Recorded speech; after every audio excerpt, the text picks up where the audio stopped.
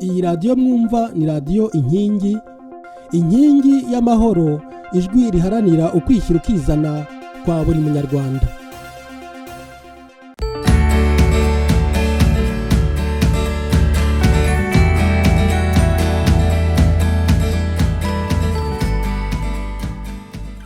Bakunzi ba radiyo inkingi ndabasuhuje. Turi kuwa gatandatu ku itariki 26 z'ukwezi kwa gatandatu muri 2021.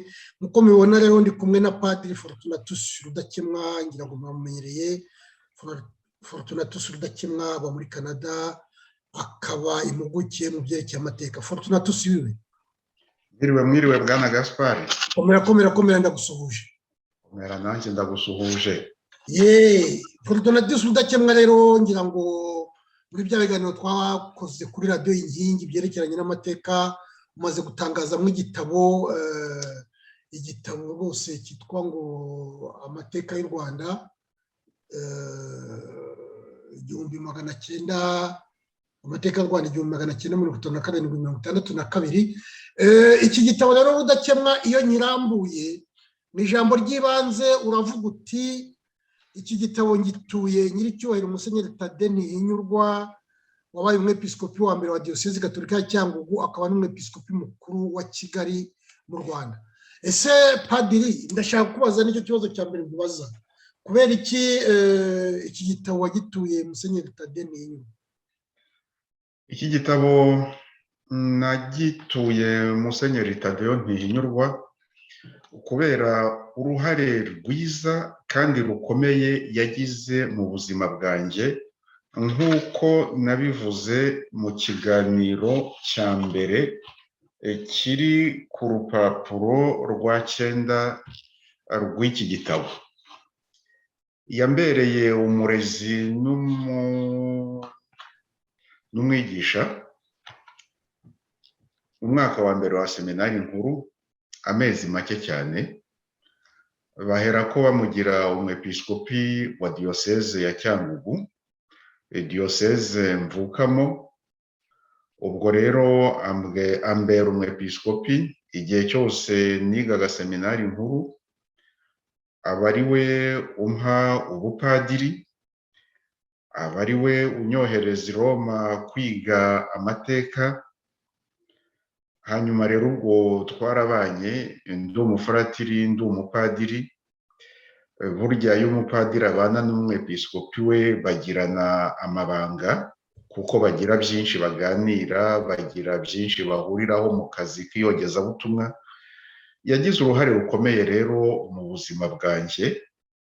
Mutura iki gitabo ntabwo nari nzi ko ku itariki ya 3 z'ukwa karindwi uyu mwaka i Kigali hazaba umunsi mukuru wo guhimbaza imyaka 50 amaze ari umupadiri, 25 amaze ari umwepiskopi mukuru archevêque wa Kigali, ubwo bakongeraho na 15 yamaze ari umwepiskopi wa Cyangugu. Mutura iki gitabo ntabwo nari nzi ko uwo munsi mukuru wegereje. Ubwo rero nanjye niyo kado muhaye, mushimira ineza yagiriye Diyoseze ya Cyangugu ndetse na Diyoseze nkuru ya Kigali. Yagize uruhare rukomeye cyane mu mateka ya Kiliziya y'u Rwanda no mu mateka y'u Rwanda rwose. Niyo mpamvu rero namutuye iki gitabo, nibwo buryo mbonye bwo kumubwira ko mushimiye ibyiza yangiriye n'ibyo yagiriye abandi. Urakoze Padiri, ndumva rwose ari umuntu ushima cyane kuri we. Yagombye nuko yari we wabaye karidinali mu cyimbo cya Kambanda. Yewe uzankoraho. Niba i Roma barafashe Kambanda akaba ari we bagira karidinale, ubwo bafite impamvu zabo. Ariko bibaho ko abapadiri n'abepiskopi bari mu kiruhuko cy'izabukuru nabwo bagirwa abakaridinali. Ubwo rero yaba ari we bageze karidinale nabyo byari kuba ari byiza, ariko nubwo atari we wagizwe karidinale ntacyo bigabanya ku buhangange bwe, ntacyo bigabanyaho habe na gato rwose. se padi iyo uvuga ubuhangange bwe ushaka reka mubaze ikibazo ushaka kuvuga ko ari igihangange, icyo bita rekarite, ibintu bizwi wamwibukiraho by'ubuhangange n'ibihe?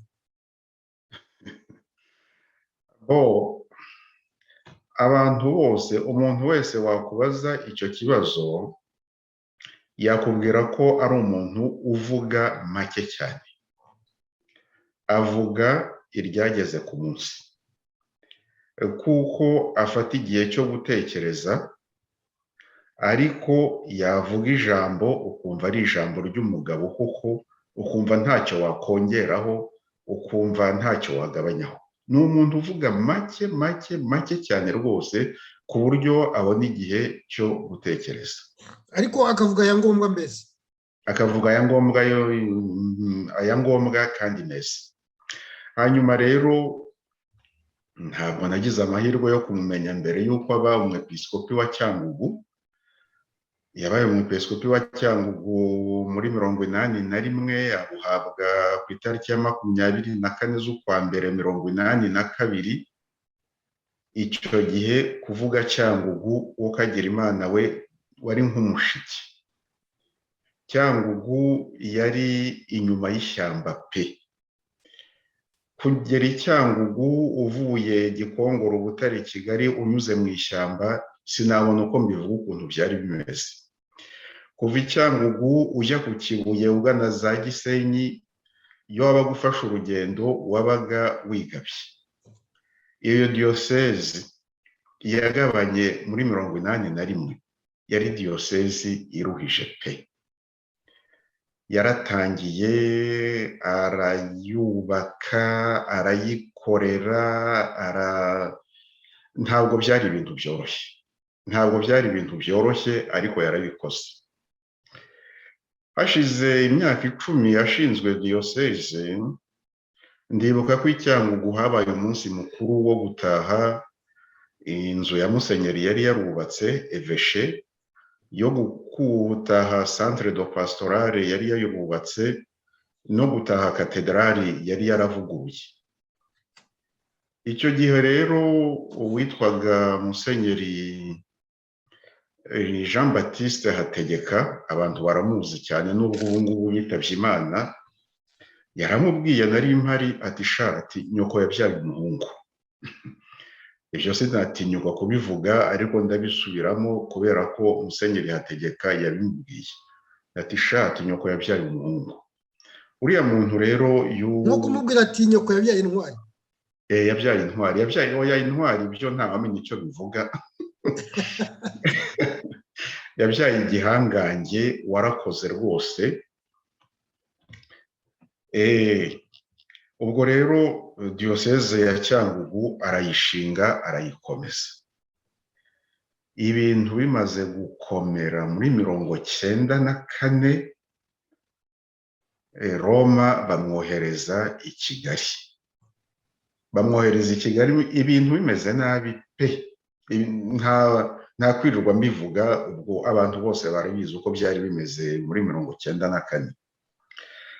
Abepiskopi bari kumwe nawe bahabwa ubwepiskopi imbere ye, bose barapfa, bamwe bishwe, abandi bazize urw'ikirago, abandi bazize indwara.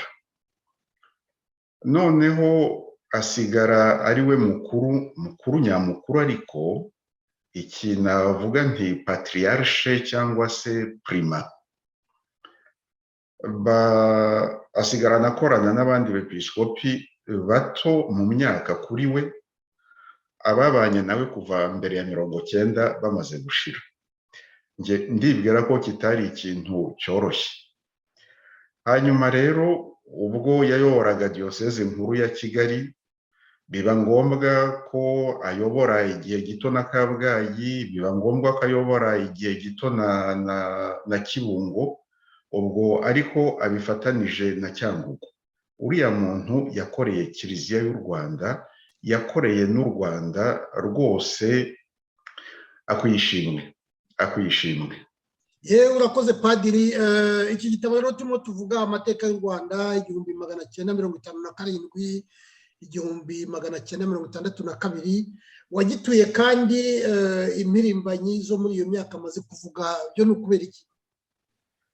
Iki gitabo nagituye izi mpirimbanyi zo muri iriya myaka 57 62 zatangiye mbere yaho, zaranakomeje inyuma yaho.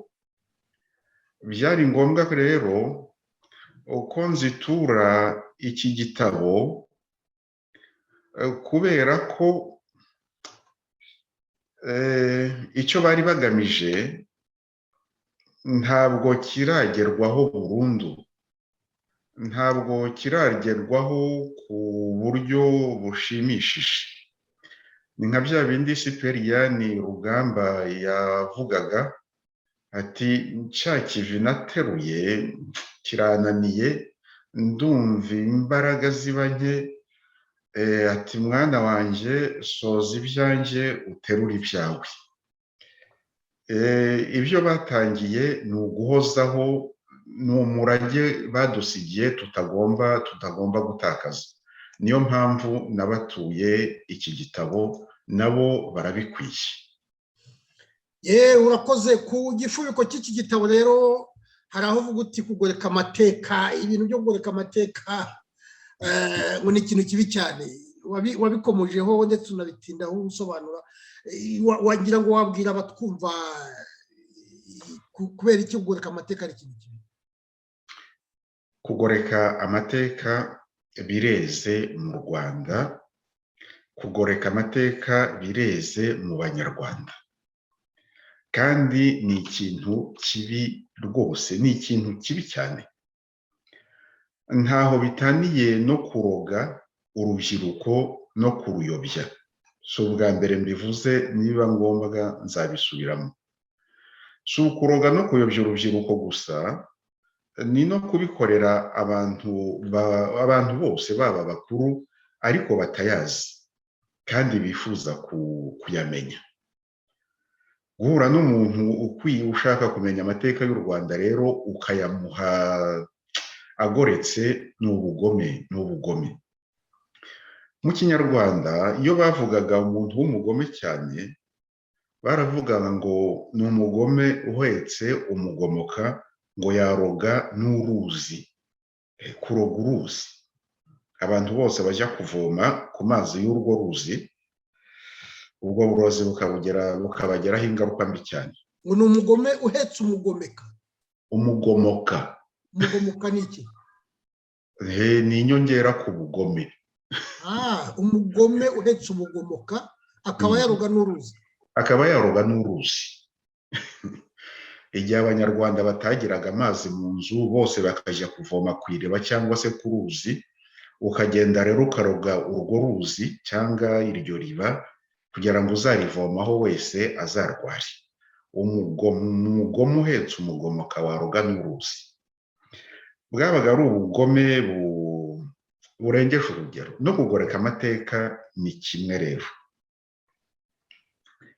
Birababaje. Ariko ukiri aho nahoze numva ikiganiro cy'umugabo witwa Murashi, aho avuga ngo abahutu ntabwo babagaho, buriya mu Ruhengeri na Gisenyi ngo bajya kubazana i Bugande ngo kugira ngo baze gushinga muri Piretere, ngo ubundi ngo hari igihugu cy'Abatutsi. Ariko navuze nzi ko wigeze kumukomozaho uvuga ko agoreka amateka, n'ibyo wavugaga ko kugoreka amateka ari nko kuroga. Icyo mbikundira, mbere barayagorekaga, noneho tukagerageza kubasubiza. Uko tugerageza kubasubiza tukaba turiho tuboshye. Ubu ngubu basigaye bavuga ibyo bitakaragasi, umuntu akabihorera, kuko iyo babivuga bibwira ahari ko Abanyarwanda ari injiji. Ariko Abanyarwanda nabo bazi gusesengura.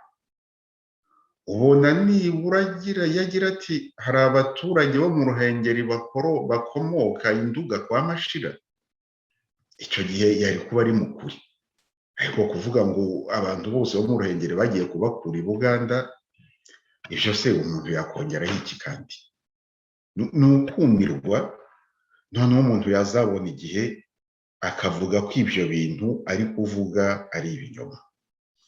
Ubwo uvuze Murashi, ariko wumvise na Mugesera Antoine uherutse kwandika igitabo ngo ku itotezwa ry'Abatutsi kuva muri 59 kugera muri 90 cyangwa se 90. Ndakizi. Ukagira Imana we,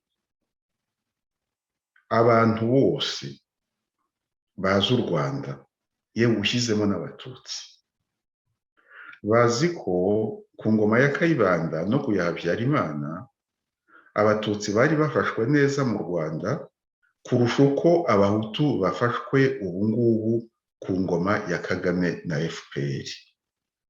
Yiba ingoma ya FPR na Kagame yafataga nibura Abahutu nk'uko ingoma ya Habyarimana yafataga Abatutsi ndetse n'iya Kayibanda, Abahutu banyurwa, uwabareka bakikorera bakihingira, uwabareka bakikorera ishoramari nk'uko barikoraga icyo gihe. Nabonaga utwana tw'udusore twita uduforoderi hirya za Cyangugu n'ahandi tuzamuka tugahera ku igare, ku ipikipiki, ku modoka y'igisekeni, wajya kumva ukajya wumva ngo bagiye i Dubayi guhaha. Umuntu agatera imbere ubibona pe. Ntabwo ingoma ya Habyarimana, ntabwo ingoma ya Kayibanda yajyaga kwishora mu buzima bwite bw'umuntu ngo imubuze kwikorera umurimo ashaka. Yiba Abahutu bari bafashwe ubu ngubu nk'uko Abatutsi bari bafashwe ku ngoma ya Habyarimana, u Rwanda rwaba ari ubuhoro. Ariko Padiri, reka nguhe igiparu. Hari umusaza mperutse kuganira nawe arambwira ati uriya mwebwe ntimubizi, uriya musirikare witwa Karake Karenzi wamaze abantu, yarambwira ati uriya muhungu bavuga hari Gitarama, yarambwira ati ise yari asa n'aho ari umujyanama wa Kayibanda, ati niwe wamufasha kwandika disikuru. Uri umusaza Imanzi yari umwarimu, ariko ngo ari umwarimu w'umuhanga cyane, azi Igifaransa. Kayibanda rwose akamubwira ati tegura ibi, bakabitegura bagakorana. Noneho yarambwiye ati buriya rwose ibintu n'igitangaza. Karake Karenzi iyo yica abantu ntabwo wamenya ko ise ngo yari umuntu rwose aho hafi aho ngaho kwa Kayibanda. Ariko nyine amateka niko ameze, nta kundi umuntu yabigenza. Amateka niko ameze, ntibakaje bayagoreka rwose, bajye bashyira mu gaciro. Ni bibi cyane kugoreka amateka. Ubwo wavuze Murashi, nigeze ngira icyo mubwira. Ubu tuvuze Antoine Mugesera, uvuze uwo Karake Karenzi, ukuntu ise yari umuntu udafite icyapfa n'abayobozi b'Abahutu. Hanyuma hari mugenzi wanjye Hildebrand Karangwa, ejo bundi nawe aherutse gutanga ikiganiro agira ati ndi umupadiri kandi narokokeye aha ngaha. Hildebrand Karangwa avuga ngo Kiliziya yarwanyije Inari kubera ko Inari bari bafite amatwara ya gikomunisiti.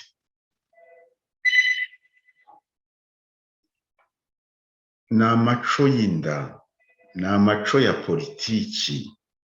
Inari ntabwo yashoboraga kuba komunisiti, kubera ko abakomunisiti ni abantu bashaka ko ubukungu bw'igihugu busaranganwa bugenge hagati y'abaturage b'icyo gihugu. Inari rero ntabwo yashoboraga kwemera ko ubukungu bw'igihugu busaranganwa hagati y'Abahutu, Abatwa n'Abatutsi. Ngira ngo ni nayo mpamvu bayirwanyije, kubera ko nyine yari ifite akantu k'agatsiko ko gusa naho ishonyagiza Abatutsi gusa n'abandi babashamikiyeho. Iyo Karangwa amenya ako kantu rero yari koroshya imvugo ye.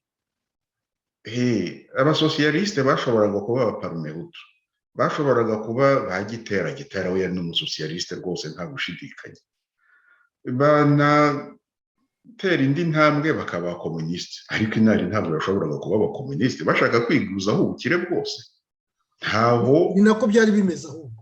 ni nako byari bimeze. Burya bagira ngo babigumane, niyo mpamvu wumva habaye intambara, nuko batashaka kuva ku izima. Abo bantu rero kwitwaza ubukomunisite barabikoze koko, ariko Karangwa ajya akora ubushakashatsi bwimbitse amenye ko ingengabitekerezo ya inari ntabwo yashoboraga kujyana n'ubukomunisite. Hari rero no kagira imana mwe uwitwa Nsanzabera uherutse kuvuga ngo ba perezida Mbonyumutwa, Kayibanda na Habyarimana ngo ntibari abanyarwanda. Naracyumvise icyo kiganiro. Nashimye ko nta bantu benshi bataye igihe babasubiza. Hari uwambwiye ati biriya ari kuvuga ati ni ukuburana amahugu. Biriya ni ukuburana amahugu, ni ukumwihorera. Ubwo rero izo ni ingero zimwe dutanze zerekana ko kugarika amateka mu Rwanda byeze kandi ko ari bibi. Bayagoreka babizi kubera ko ndakeka ko baba babuze ingingo. Nk'uyu Nsanzabera ajya kuvuga ngo Mbonyumutwa, Kayibanda na Habyarimana si abanyarwanda, duhere kuri Mbonyumutwa.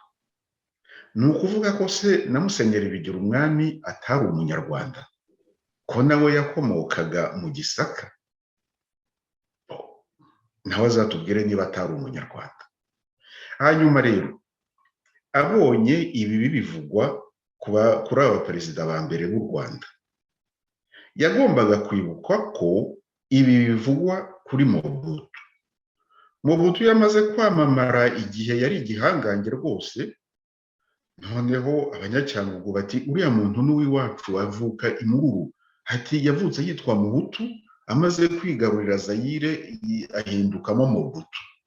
Urumva rero ko ibinyoma nk'ibyo biba hose, ku buryo mbere yo kuvuga ibi ngibi wagombaga kubanza gushyira mu gaciro aho kwirirwa umuntu avuga ibitagaragaza nka biriya.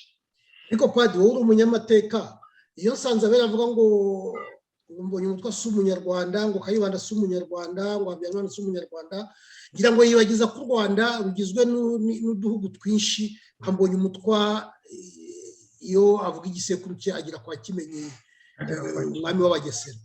Ariko ni ukuvuga ko u Rwanda rwagizwe n'ubwami bw'Ubugesera, bugirwa n'Ababanda, bugirwa n'ubwami bw'Ababanda, bugirwa n'ubwami iyo bateraga hepfiriya za Kivu, hepfiriya iwanyu Busozo, ibyo byose nibyo byagize u Rwanda. Ntabwo rero ubu ngubu bavuga ngo Gasabo ngo niyo yonyine ngo y'u Rwanda. Urumva ni rya vangura batangiye gushaka kuzana, ngira ngo ni ibintu bikomeye cyane. Nibyo uravuga ko kugoreka amateka ko ari ibintu bibi cyane.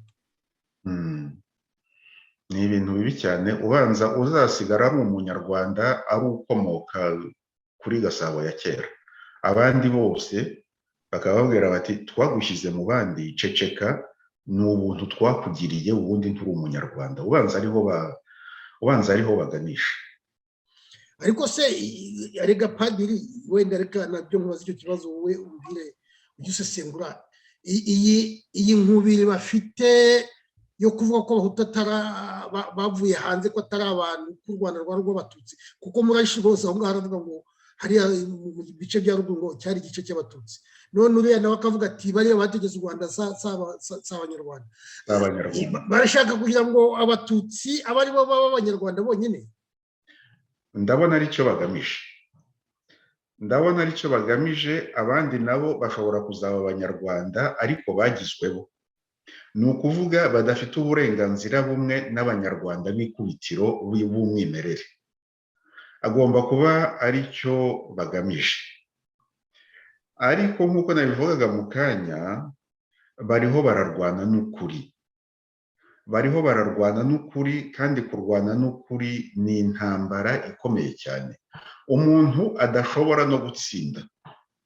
Abazi ukuri ntibaceceke, bakomeza bakuvuge boroheje, batuje, badatongana, badatera ijwi hejuru. Naho bariya bantu bariho bararwana n'ukuri. Kubera ko mu Rwanda habaye ubwicanyi bwinshi,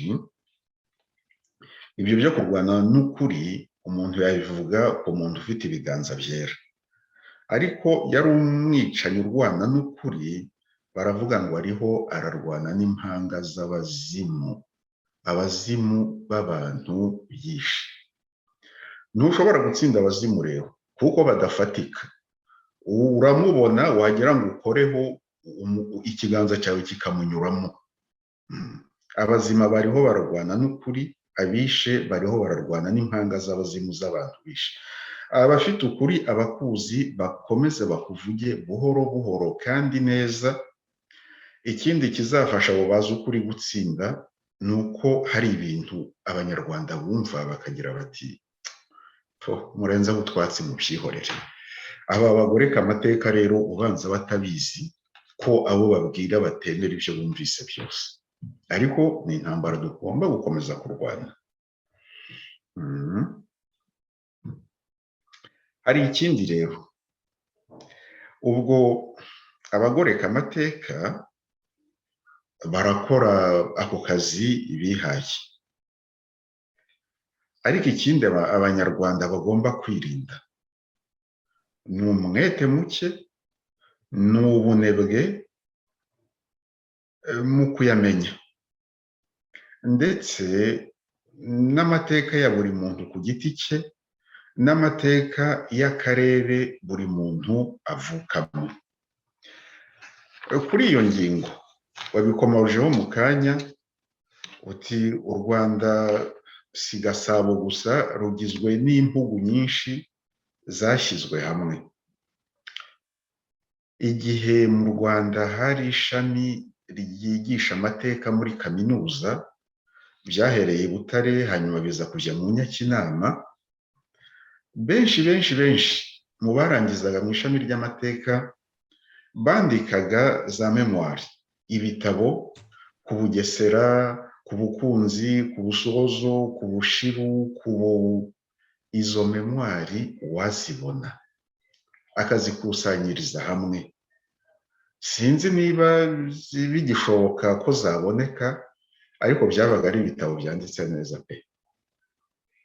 Byabaga ari ibitabo byanditse neza, uwabibona akabishyira hamwe. Ibyo byafasha abanyarwanda kudakomeza kunywa ubu burozi bw'abagoreka amateka.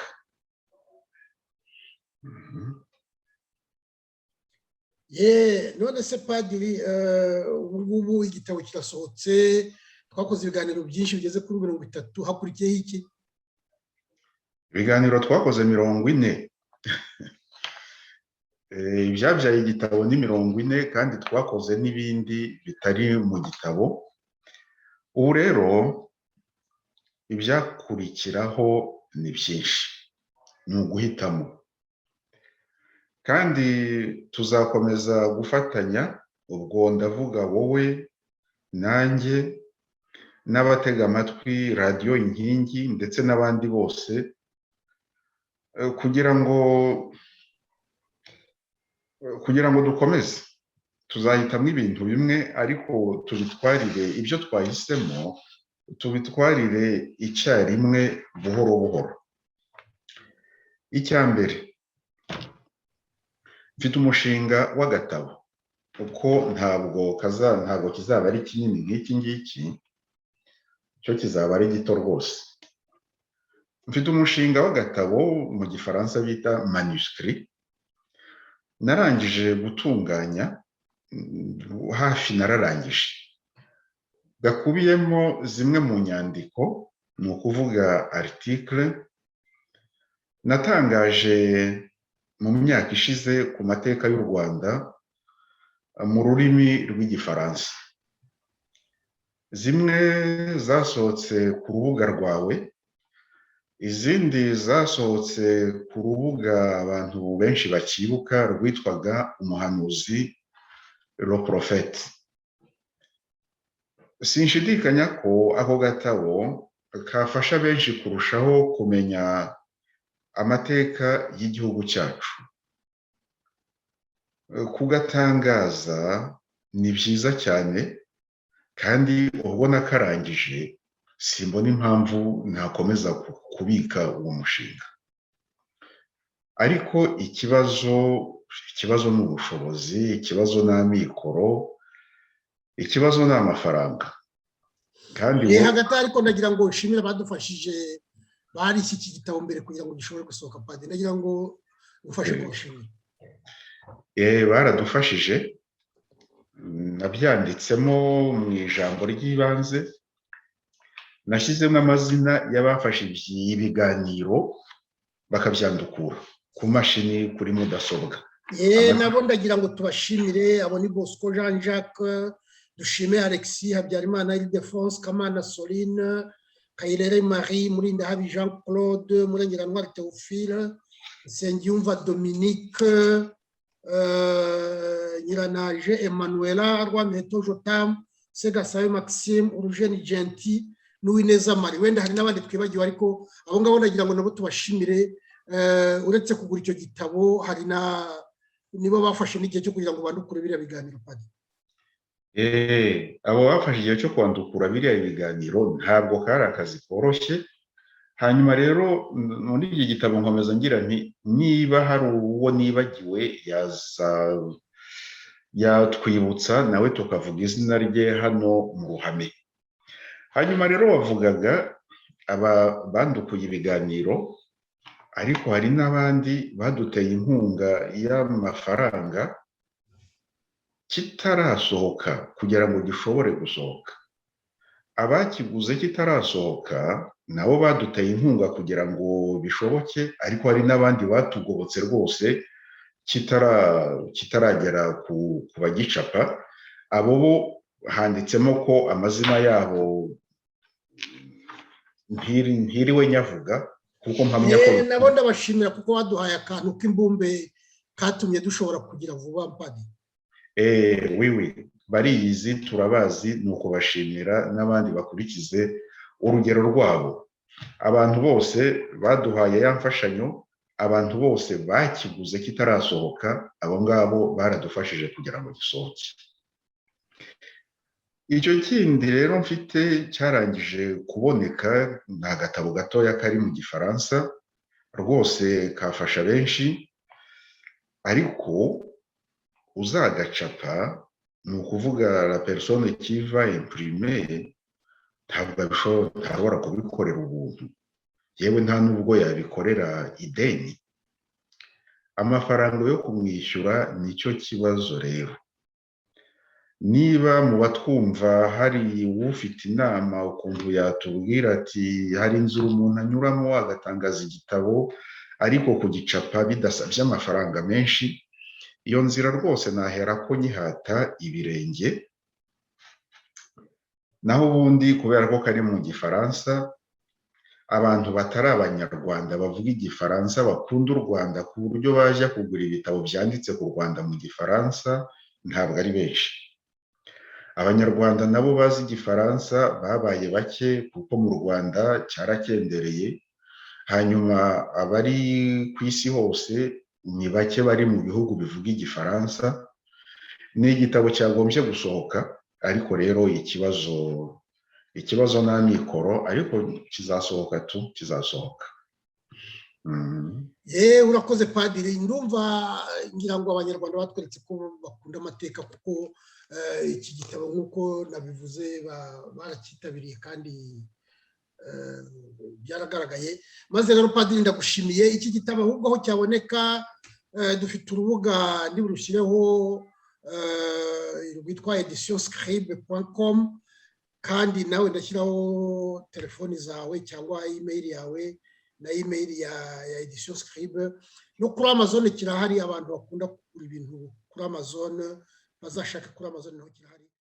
Ku birebana n'ibiganiro, ndateganya ko twakomeza ku mateka y'u Rwanda igihe cya Repubulika ya mbere, kuva muri 62 kugera muri 73. Nibwo buryo bwo kugira ikintu cyuzuye. Mu Gifaransa bavuga une suite logique. Ni ukuvuga ibiganiro byuzuza ibimaze gusohoka muri iki gitabo. hanyuma nabyo ubwabyo bikuzuzwa n'ibiganiro biherutse gusohoka ku Ijwi ry'Amerika kuri bimwe mu byaranze intangiriro za Repubulika ya kabiri. Ubwo twaba dukoze ikintu cyuzuye, twaba dufite ikintu kirimo rwose icyo bita mu gifaransa suite logique, ku buryo ukunda amateka y'u Rwanda yabisoma ukumva arafashijwe, akumva amapfa ararangiye, akumva inyota arayikiza rwose. Mu Kinyarwanda baravuga ngo ukuri gushirira mu biganiro. Ibyo biganiro biriho byinshi cyane muri iyi minsi. Ukuri gushirira mu biganiro. Ari ibyo biganiro maze kuvuga kuri bimwe na bimwe byaranze intangiriro za Repubulika ya kabiri, ari n'ibindi biri gutambuka ku maradiyo, amateleviziyo, ku mbuga nkoranyambaga nyinshi. Ibyo biganiro byagombye kwandikwa kugira ngo bitazatakara bikaburirwa irengero.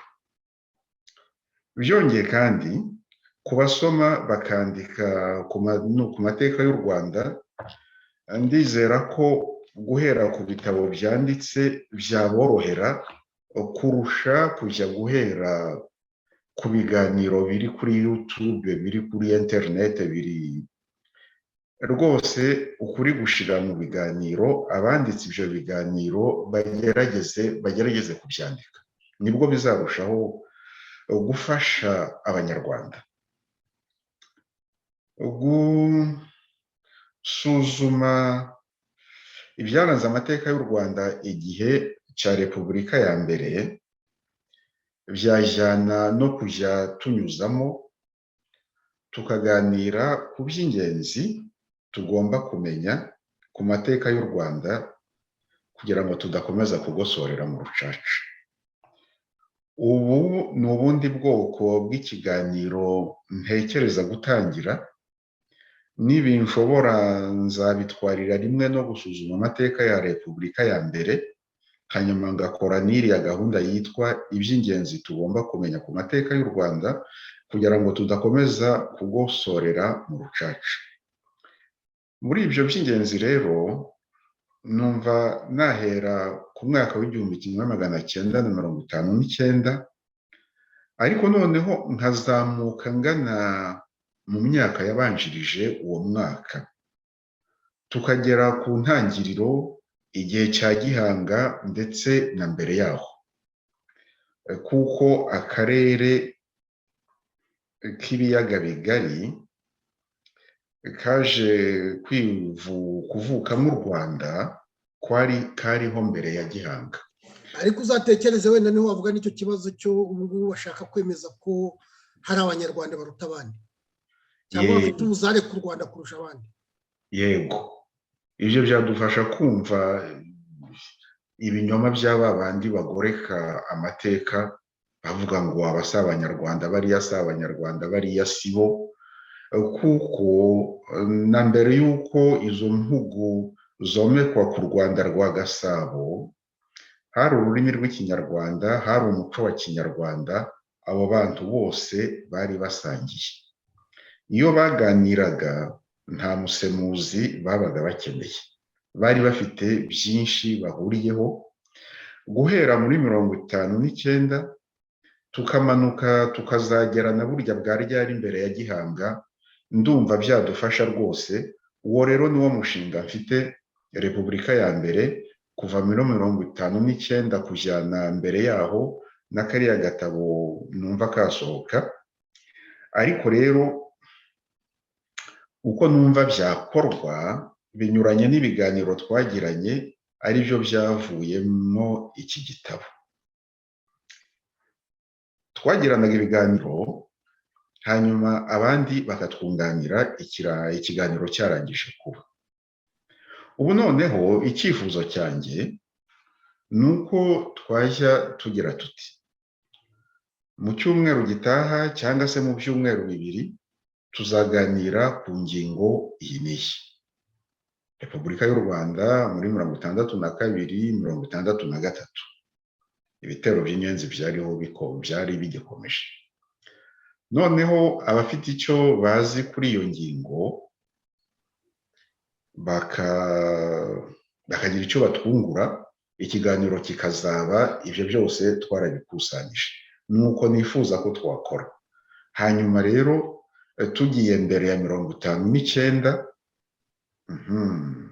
iyi mikorere yabyara ikintu cyiza pe, yabyara ikintu cyiza cyane. Abafite icyo bazi kuri iyo ngingo bakatugezaho ubwunganizi, ubugororangingo, bakatwungura ibitekerezo mbere y'uko ikiganiro kiba.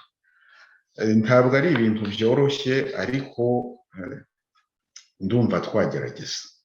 Oya, birashoboka. ubu ngubu kuri murandasi nta bidashoboka. Iki cyuma cyitwa Zoom ushobora kubikora, birashoboka. Ibyo nguko rero ndagushimiye. Iyo utagira uruhare rwawe rukomeye cyane muri ibi biganiro, sinzi niba iki gitabo cyari gusohoka, wenda cyari gusohoka gitinze kurushaho. Nawe ndagushimiye cyane rwose, mbivanye ku mutima, nk'uko nshimiye n'abandi bakunze gutega amatwi ibi biganiro ndetse na radiyo Inkingi.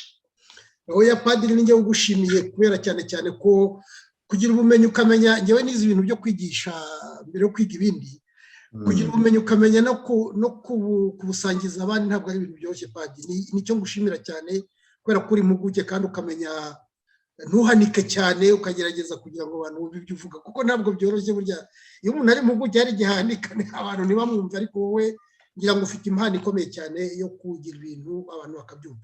Abari badukurikiye mwese ndabashimiye. Padiri, ndagushimiye. Ngaho wirirwe. Urakoze cyane. Mwirirwe. Wirirwe. Bye bye.